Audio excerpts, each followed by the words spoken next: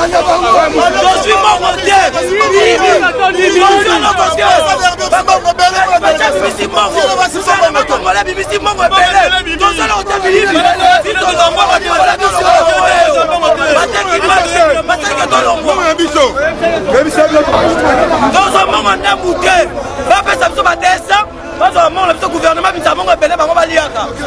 gouvernement gouvernement Félix. Chef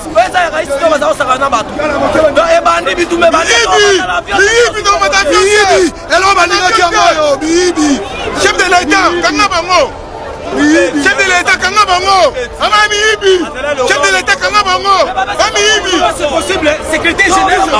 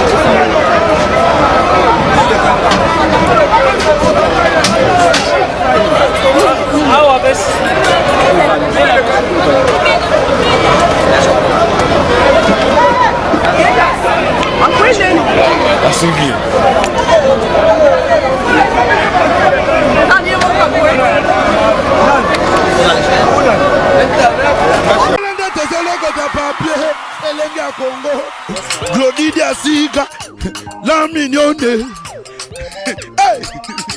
la mignonne, Tracy Mbelenga bro, Tracy Mbelenga bro, Kata.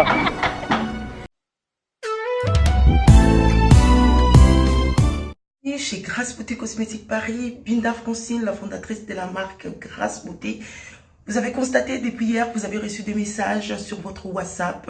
Grâce Beauté a changé de numéro de téléphone. Oui, Grâce Beauté a changé de numéro de téléphone pour mieux vous servir. Toute notre équipe s'immobilise. Donc voilà, nous avons changé notre numéro WhatsApp. Le numéro d'avant, c'était uniquement WhatsApp. Maintenant, vous pouvez aussi nous appeler en appel normal. Surtout, ne vous inquiétez pas. Nos clients, donc clientes, partout dans le monde, c'est toujours Grâce Beauté Cosmétique Paris au service de votre peau. Vous pouvez nous contacter sur notre numéro WhatsApp au 006 23 22 60 et 13. 60 et 13. Voilà. Pour ce pas la biso à la solution là. Au bangate.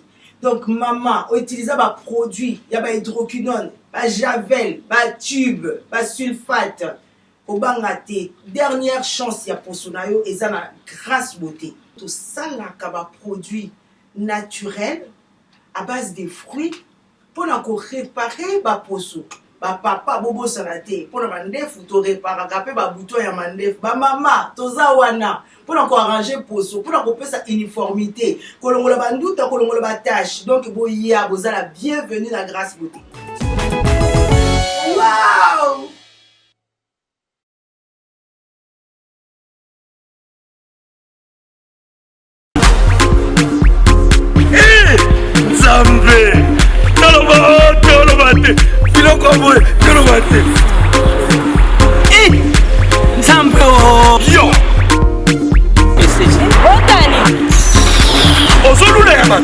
Il y a eu un peu de comme bon.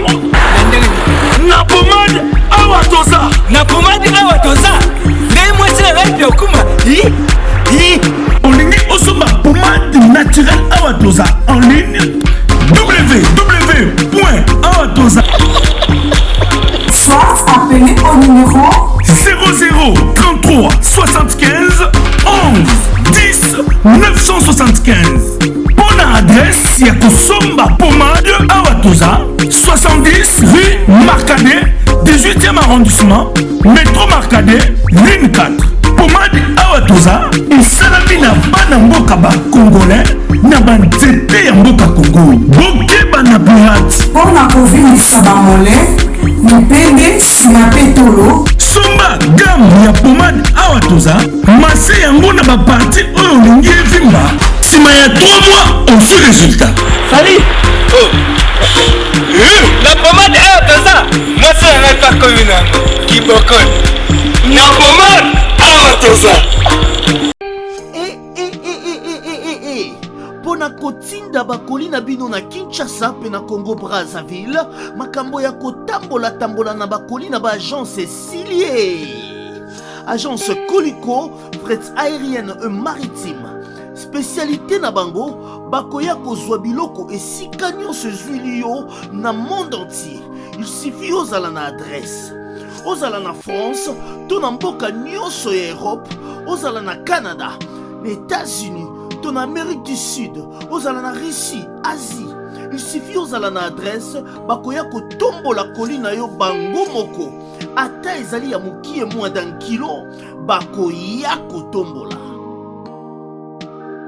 Pona ba ebanso bazali na Union Européenne, fret aérien ezali na 9,50 € le kilo.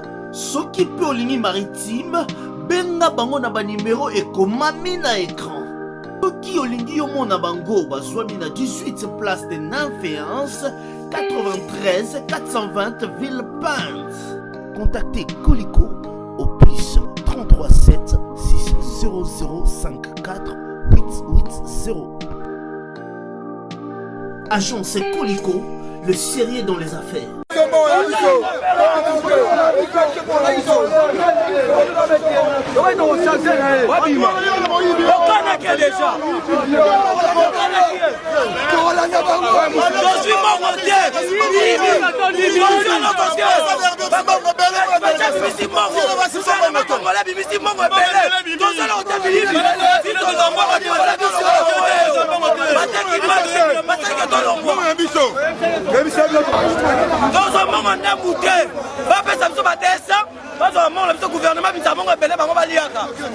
Gouvernement gouvernement Félix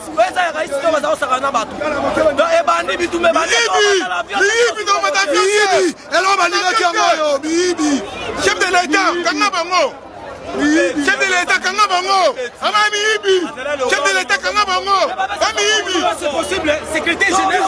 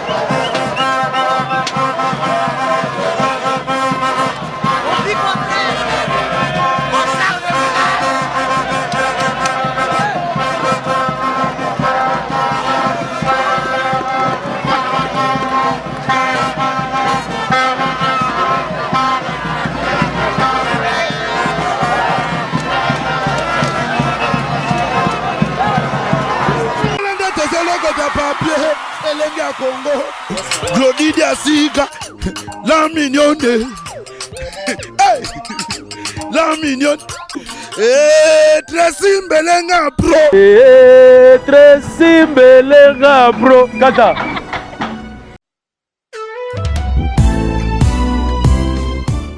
chez Grâce Beauté Cosmétique Paris, Binda Francine, la fondatrice de la marque Grâce Beauté. Vous avez constaté depuis hier, vous avez reçu des messages sur votre WhatsApp. Grâce Beauté a changé de numéro de téléphone. Oui, Grâce Beauté a changé de numéro de téléphone pour mieux vous servir. Toute notre équipe s'immobilise. Donc voilà, nous avons changé notre numéro WhatsApp. Le numéro d'avant, c'était uniquement WhatsApp. Maintenant, vous pouvez aussi nous appeler en appel normal. Surtout, ne vous inquiétez pas. Nos clients, donc clientes, partout dans le monde, c'est toujours Grâce Beauté Cosmétique Paris au service de votre peau. Vous pouvez nous contacter sur notre numéro WhatsApp au 006 23 22 60 et 13. 60 et 13. Voilà. Pour ce pas la biso, à la solution là, au bangaté. Donc maman, utiliser des produits, il y a hydroquinone, javel, tube, sulfate. Au bangaté, dernière chance, il y a pour son ayo et ça la Grâce Beauté. Tout ça là, produit naturel à base de fruits pour réparer ba poso. Ba papa bobo sanate pour na mandef to réparer capé ba bouton ya mandef ba mama toza wana pour na ko arranger poso pour na ko pesa uniformité kolongola ba nduta kolongola ba tâche donc bo ya bozala bienvenue na Grâce Beauté. Wow!